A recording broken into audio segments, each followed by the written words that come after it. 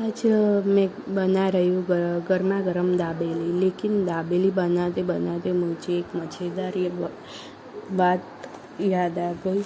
एक दिन हमारे घर पे मेहमान आए थे। मैंने सोचा अब सबको स्पेशल दाबेली खिलाऊंगी। मैंने बड़ी मेहनत से आलू मसाला बनाया, मूंगफली भी डाली, ऊपर से सेव भी डाली और दाबेली इतनी सुंदर लग रही थी, मुझे लगा खाना का मन हो गया। फिर मैंने प्लेट में दाबेली रखी और मेहमान को बुलाने चली गई। जब वापस आई तो क्या देखा, खाली प्लेट।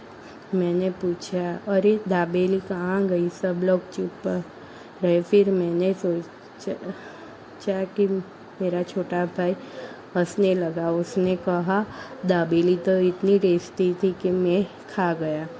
फिर सब लोग हंसने लगे और बोले, अब फिर से दाबेली बनाओ, हम भी खाएंगे।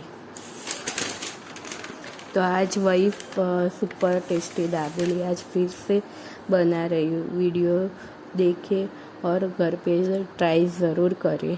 हमारी वीडियो को लाइक, शेयर, कमेंट ज़रूर करना और रेसिपी की पसंद आए तो चैनल को सब्सक्राइब करना।